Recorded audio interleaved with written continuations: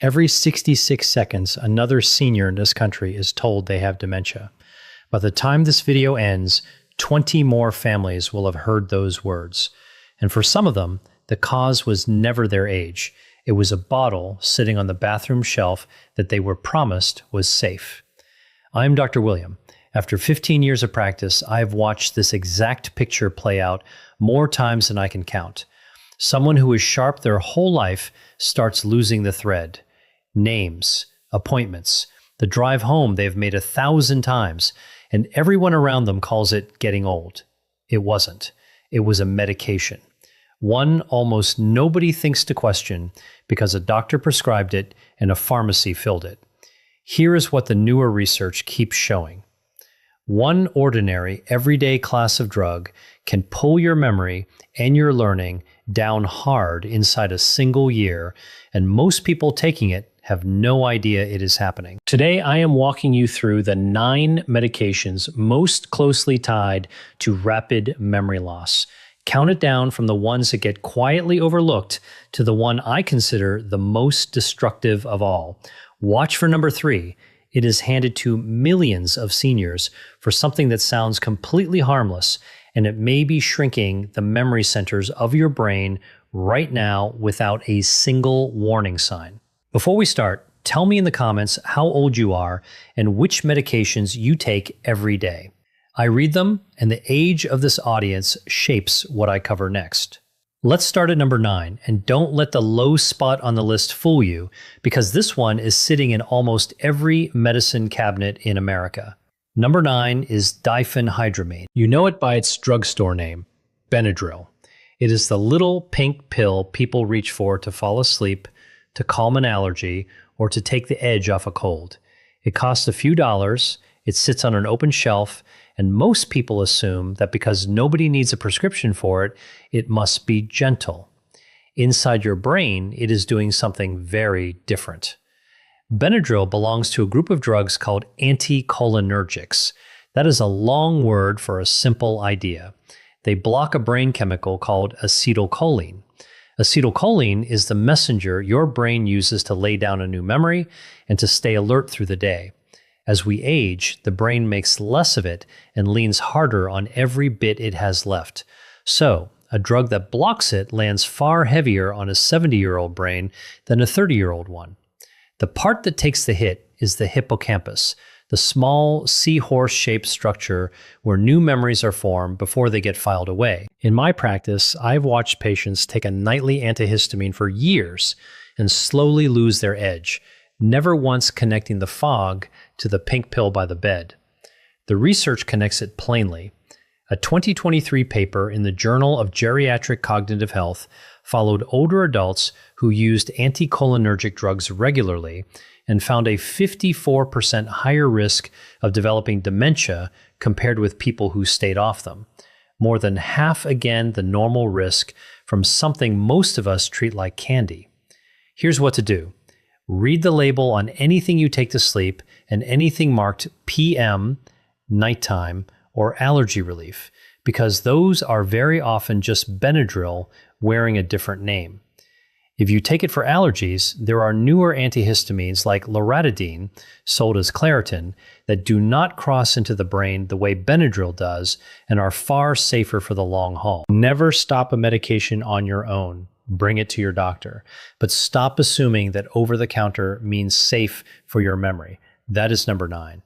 Number 8 is one your stomach loves and your brain quietly pays for. Number 8 is the proton pump inhibitors. The big names are omeprazole, sold as Prilosec, and esomeprazole, sold as Nexium.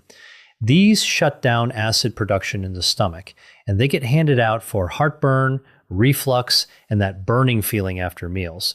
People stay on them for years, sometimes decades, because the moment they stop, the symptoms come roaring back. So it feels like the drug is the only thing holding the line. Here's the part almost nobody hears at the pharmacy counter. Your stomach needs acid to pull certain nutrients out of your food, and chief among them is vitamin B12, which protects the wiring of your nerves and your brain. Turn the acid down far enough, long enough, and your B12 quietly drops. So do magnesium and calcium, two minerals your brain cells depend on to fire and signal cleanly. Starve the neurons of those, and you get misfires, confusion, and memory slips that look exactly like early Alzheimer's, when the real cause is a nutrient your medication has been blocking all along. In 2016, a large study in JAMA Neurology examined more than 73,000 people, aged 75 and older. Regular PPI users had a 44% higher risk of dementia than people who did not take them. And the trouble runs deeper than nutrients because PPIs have also been shown to raise levels of amyloid beta in the brain, the sticky protein that builds up in Alzheimer's disease. So, here is the move. If you take a PPI every single day, that is the conversation to have with your doctor. Many people can taper down onto a gentler class called H2 blockers, like famotidine sold as Pepcid, which is far less likely to affect your thinking. Chewing deglycerinated licorice, a natural compound that coats and calms the stomach lining, can ease symptoms with no cost to the brain at all. The goal is the lowest dose for the shortest time, not a pill you take forever out of habit. Number 7 is prescribe for a problem most people would rather not talk about. Number 7 is the bladder drugs, and the one to know by name is oxybutynin, sold as Ditropan. It is given to seniors who deal with a sudden, urgent need to get to the bathroom, the kind of overactive bladder that can reshape a whole day. The relief is real, and the embarrassment it spares people is real too. But oxybutynin works by blocking acetylcholine, the same memory chemical Benadryl blocks, and this one slips across into the brain very easily and parks itself right where memories are made. That makes it one of the more dangerous ones on this list for an older adult, especially when taken month after month, year after year. In 2019, the British Medical Journal published a study of people over 65 who took strong anticholinergic drugs like oxybutynin for more than a year. Their risk of dementia was 49% higher, close to 1 in 2. And here is what troubles me most. Almost none of them were warned. They were told a pill would calm the bladder. Nobody mentioned it might be dimming the mind at the same time. The fog gets blamed on age. People describe forgetting appointments, losing their keys 10 times a day, dropping the thread of a simple conversation. And everyone around them nods and says, well, you're getting older. It is rarely traced back to the prescription until real ground has already been lost. If you take oxybutynin and you have noticed your memory slipping, take that seriously, because you do not have to choose between your bladder and your brain. Newer drugs like mirabegron, sold as Myrbetriq, work through a completely different pathway and do not block acetylcholine at all. For most older adults, they provide the same control with far less risk to thinking. Bring it up at your next visit. Number 6 might be the most surprising one here because it is one of the most prescribed drugs on earth. Number 6 is statins. Simvastatin and atorvastatin, sold as Zocor and Lipitor, are among the most prescribed medicines in the world, especially after age 60. And they do an important job lowering cholesterol and reducing the risk of heart attacks and strokes. Statins belong in a lot of people's lives, and this is not a case against them. What follows is the half of the story that usually gets left out. Cholesterol does far more than affect your heart. Your brain is close to 60% fat, and it uses cholesterol to build the myelin sheath, the insulation wrapped around every nerve so signals travel fast and clean. Lower cholesterol hard enough with a strong enough statin, and you can leave the brain short of a raw material it actually needs. The statins that cause the most trouble are the ones that cross easily into brain tissue. In 2023, a study published in Frontiers in Aging Neuroscience found that adults over 70 who had been on statins for more than 3 years had a 26% higher rate of mild cognitive impairment, and the higher the dose, the steeper the decline. Some patients described frightening blanks, a familiar name gone, a conversation they had just finished erased. A route they had driven for 20 years suddenly unfamiliar. The important thing to understand is that not every statin affects the brain the same way. Pravastatin and rosuvastatin do not cross into brain tissue as readily and are generally considered safer choices when it comes to preserving cognitive function. So, if you have been on a statin for years and you are noticing fog, forgetfulness, or confusion creeping in, that is a real conversation to have with your doctor about a lower dose or a switch. It is not a reason to quietly stop a medication that may be protecting your heart. Get the plan right with professional guidance, never on your own. Quick pause. If this is helping connect the dots for you, take 1 second and tap that like button. It genuinely helps this information reach more seniors who need to hear it. And while you are down there, tell me how many prescriptions you are taking right now. I read every comment. All right, back to the countdown. Number 5. Number 5 is the benzodiazepines. Lorazepam, sold as Ativan. Diazepam, sold as Valium. Alprazolam, sold as Xanax. These are among the most commonly prescribed drugs in America for anxiety and sleep problems. They work by boosting GABA, the brain's natural calming signal that turns down an overactive nervous system. At first, they can feel like a rescue. The panic eases, the racing thoughts slow down, sleep finally comes. But over time, the picture begins to change. A 2022 study published in the British Medical Journal followed more than 8,000 seniors for 6 years and found that those who used benzodiazepines for longer than 3 months had a 51% higher risk of developing Alzheimer's disease. The longer-acting medications, such as diazepam, appeared to be even more problematic because they remain in the body longer and accumulate in fatty tissues, including the brain. What these medications do is create a slow chemical sedation of the entire brain. Learning becomes slower. Mental flexibility decreases. Many people describe a sense of emotional flatness, as if they are moving through a fog and no longer feel entirely like themselves.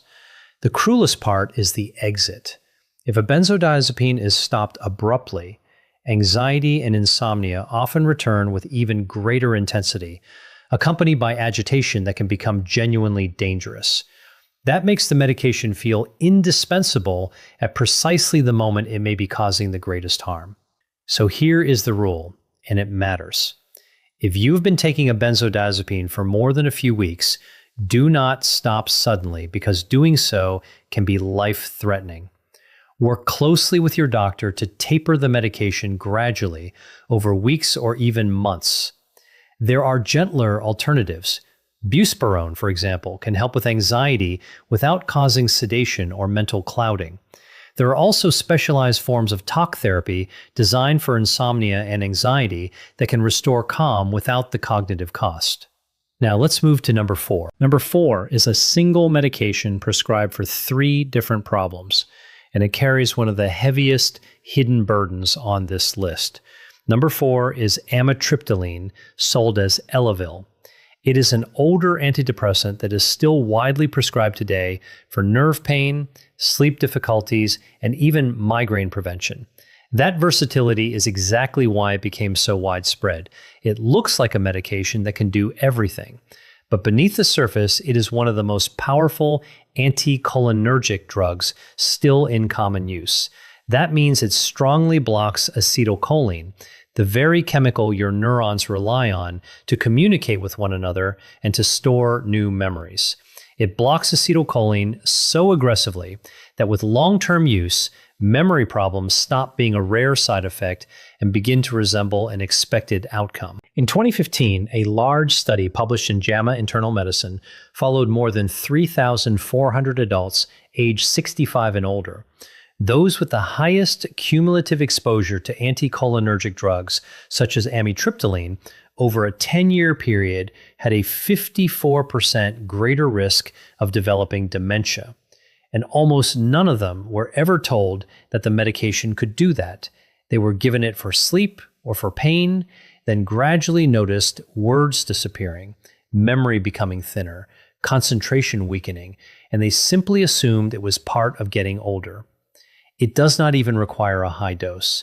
A small nightly dose taken for years can quietly erode cognitive function without any obvious warning signs until the loss becomes significant. If you or someone you love takes amitriptyline, that is a conversation worth having soon. For nerve pain, options such as duloxetine or gabapentin may provide similar relief without the same anticholinergic burden. For sleep, melatonin or very low dose of doxepin, which is considerably gentler on this chemical pathway, may serve as alternatives. And for mood disorders, newer antidepressants such as sertraline or escitalopram are generally considered much safer for the long-term health of the brain. Number 3 is the one I told you to watch for because it is prescribed to millions of people for something that sounds completely harmless. Number 3 is paroxetine, sold as Paxil. It is one of the most widely prescribed members of a family of antidepressants known as SSRIs, used for both depression and anxiety. On the surface, it appears to be a modern, gentle option, far kinder than many older psychiatric medications. But here is the detail that is rarely discussed. Paroxetine is the one SSRI with strong anticholinergic activity. That single characteristic sets it apart from related medications such as sertraline and escitalopram because it affects the same acetylcholine system that every other medication on this list has been disrupting. In 2021, a large review published in Frontiers in Psychiatry examined older adults taking different SSRIs and found that paroxetine users demonstrated measurable declines in short-term memory, word recall, and attention within the first 12 months. Seniors taking paroxetine were 30% more likely to show early signs of cognitive impairment than those using other antidepressants. There was a painful irony in that finding. The medication is prescribed to help stabilize the mind, yet over time, it may erode the very clarity it was intended to protect. The solution here is straightforward. In older adults, paroxetine is generally a medication worth avoiding when alternatives are available. The American Geriatric Society placed it on the Beers list, a formal catalog of medications considered potentially inappropriate for seniors, and paroxetine appears there for precisely these reasons. If you take it, speak with your doctor about the possibility of switching to a safer SSRI such as sertraline or escitalopram, which are gentler and do not carry the same cognitive concerns. Supporting healthy levels of B vitamins, especially B12 and B6, may also help support mood alongside these changes. Number 2 is prescribed so quietly that many people taking it do not even realize what type of medication it is. Number 2 is antipsychotic medication.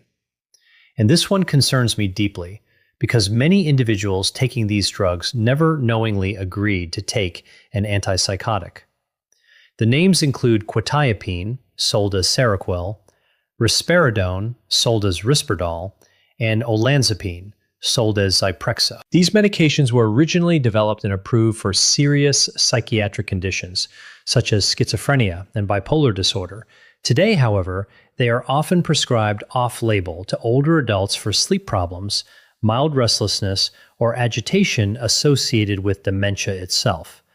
Powerful medications designed for severe psychiatric illness are now frequently used in homes and nursing facilities for seniors who are simply confused, restless, or difficult for busy caregivers to manage. The cost can be substantial. In 2022, a study published in Lancet Healthy Longevity followed more than 25,000 older adults and found that those given antipsychotic medications for behavioral symptoms were 71% more likely to experience worsening cognitive decline within a year, even when they had no history of dementia before treatment. These medications can also increase the risk of stroke, sudden cardiac death, and the profound sedation that contributes to falls and hospitalizations. They work by suppressing dopamine, a chemical involved not only in mood regulation, but also in focus, planning, and memory. Reduce dopamine enough, and the brain becomes slower and less responsive. That is why some individuals taking these medications can appear dull, emotionally flat, or almost absent, while their families grieve the gradual disappearance of someone who is still physically present. If you or a loved one is taking one of these medications, the first step is to ask the prescribing physician a direct question. Why was this medication started? And is it truly necessary, or is it being used primarily for convenience? Many behavioral symptoms can often be improved without medication at all through consistent daily routines, reduced noise and overstimulation, treatment of hidden pain, and better management of sleep and lighting. When medication is genuinely required, the lowest effective dose for the shortest possible duration helps reduce harm. Far too often, families are never informed about what these medications can do to the brain. They watch a decline they believe is simply aging, when the true cause may be chemical. Now we arrive at number one. Number one is not a single medication at all, and it may be the biggest hidden driver behind every story I have discussed today. Number one is anticholinergic polypharmacy. It is the danger almost nobody talks about, and it may be one of the leading causes of medication-induced memory loss in older adults. You were probably expecting one final villain, one single worst pill. The reality is more subtle. The greatest danger often comes from the slow accumulation of multiple anticholinergic medications taken together while nobody calculates the total burden. Polypharmacy simply means taking many medications simultaneously. Anticholinergic burden refers to the combined effect of all of those medications blocking the same memory-related chemical at the same time. Imagine a very common scenario.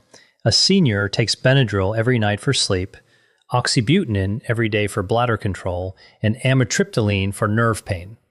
Individually, each medication may produce only a small and barely noticeable effect. Together, however, those effects compound and the burden on the brain rises rapidly. In 2022, a study published in Age and Aging tracked more than 280,000 older adults and found that those with the highest anticholinergic burden had a 120% higher risk of dementia within 10 years, more than double the risk, and the overwhelming majority had no idea they were taking anticholinergic medications at all. No one had ever explained it to them. When acetylcholine is blocked from several directions simultaneously, the brain does not simply slow down. Neurons can begin to weaken from underuse, connections may shrink, and the brain can settle into a quiet, underpowered state that looks remarkably similar to Alzheimer's disease during cognitive testing. Here is the hopeful part, and it is the reason I made this video. Medication-induced cognitive decline is often reversible when it is identified early. Reduce the burden, and many people regain clarity, energy, and memory within weeks or months. The brain is far more resilient than many people realize, but only when the source of harm is removed. The solution does not require a miracle. It requires a careful medication review. Sit down with your doctor or pharmacist and review every prescription medication, every over-the-counter product, and every supplement you take. Add up the total anticholinergic burden. Simple scoring tools are available to help identify that risk. Once the problematic medications are identified, unnecessary drugs can be reduced or discontinued under medical supervision. Safer alternatives can be introduced, and the brain can be given an opportunity to recover. This may be the most preventable threat to the aging brain on this entire list, and that is exactly why it holds the number one position. Now I want to hear from you. Of these 9 medications, which ones are currently in your medicine cabinet? Have you noticed brain fog or increasing forgetfulness after starting a new medication? Tell me in the comments below. And tell me that you will ask for a medication review this week. Your answer might be the very thing that helps the next person who reads it. And before you go, there is one more place your body hides its warnings. Your medicine cabinet is one place. Your hands are another. Your fingernails can reveal warning signs involving your kidneys, your blood, and even your nervous system years before other symptoms appear. Most people never learn what to look for. That is the topic of the next video. I will show you the 4 nail signs worth checking tonight. I'm Dr. William. Stay sharp, and I will see you there.